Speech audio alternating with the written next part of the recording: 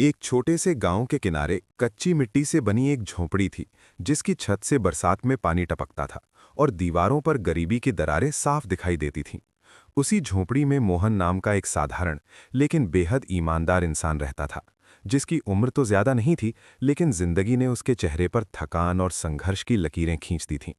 मोहन रोज सुबह सूरज निकलने से पहले उठता, अपनी पत्नी और छोटे बच्चों की तरफ देखता, जिनकी आंखों में भूख और उम्मीद दोनों साथ साथ झलकती थीं।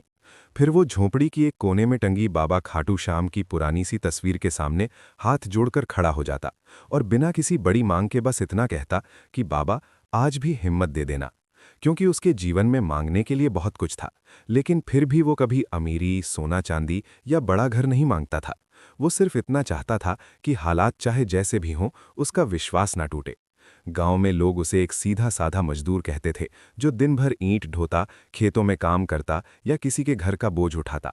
और शाम को जब मेहनताना मिलता तो सबसे पहले वो अपने कर्ज चुकाने की सोचता। लेकिन कर्ज इतना था कि सालों की मेहनत के बाद भी वो कम नहीं हो पा रहा था। कई बार ऐसा हुआ कि काम के बाद उसे पूरा पैसा भी नहीं मिला और कई बार तो काम ही नहीं मिला। फिर भी मोहन ने कभी चोरी का रास्ता नहीं चुना, कभी किसी का हक नहीं मारा और ना ही बाबा श्याम से शिकायत की। लेकिन एक साल ऐसा आया जब गांव में सूखा पड़ गया, खेत सूख गए, मजदूरी लगभग खत्म हो गई और मोहन के लिए घर चलाना नामुमकिन हो गया।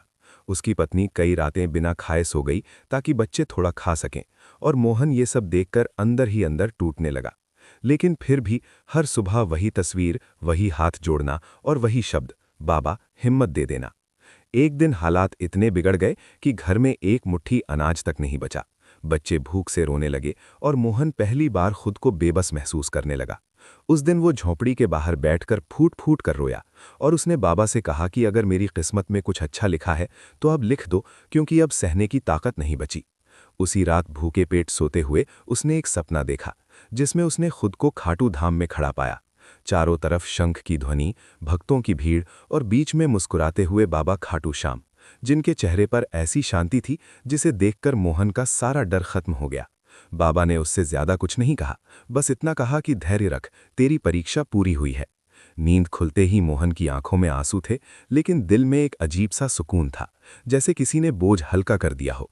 उसी पल मोहन ने फैसला कर लिया कि चाहे कुछ भी हो जाए वो पैदल खाटू जाएगा, क्योंकि बाबा ने उसे बुलाया है। उसके पास पैसे नहीं थे, न नए कपड़े, न कोई सहारा, लेकिन उसके पास विश्वास था जो हर कदम के साथ मजबूत होता जा रहा था। जब वो गांव से निकला तो लोगों ने ताने मारे कि भूखे पेट पैदल चलकर किस्मत बदलने चला है, लेकिन मोहन चुप रहा, क्योंकि उसे पता था कि जवाब शब्दों से नहीं बल्कि विश्वास से दिया जाता है। रास्ते में धूप, प्यास, थकान और छाले सब आए, लेकिन हर कदम पर वो बाबा का नाम लेता रहा। कई बार शरीर ने साथ छोड़ने की कोशिश की, लेकिन मन ने हार नहीं मानी। रास्ते में एक जगह उसने देखा कि एक सेठ की गाड़ी खराब पड़ी है और लोग मदद करने से बच रहे हैं।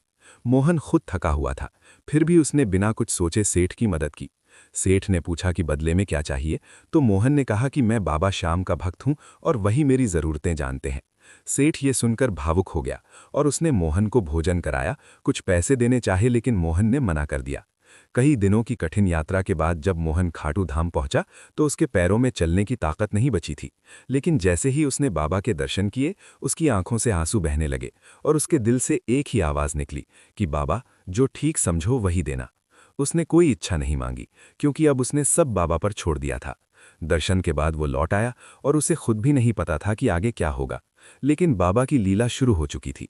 लौटते समय वही सेठ उसे फिर मिला, जिसने उसकी ईमानदारी और विश्वास देखकर उसे अपने यहाँ काम की पेशकश की। मोहन ने मेहनत और सच्चाई से काम किया और कुछ ही महीनों में सेठ का सबसे भरोसेमंद इंसान बन गया।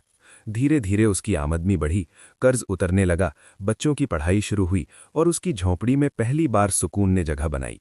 आज मोहन न सिर्फ आत्मनिर्भर है, बल्कि हर महीने किसी न किसी जरूरतमंद की मदद करता है, क्योंकि वो जान चुका है कि बाबा श्याम ने उसे सिर्फ पैसा नहीं दिया, बल्कि इंसानियत और विश्वास की असली दौलत दी है। और मोहन आज भी हर सुबह उसी तस्वीर के सामने हाथ जोड़कर कहता है कि बाबा, आपने देर जरूर की, लेकिन मेरी जिंदगी बदल दी। यही सच्ची भक्ति है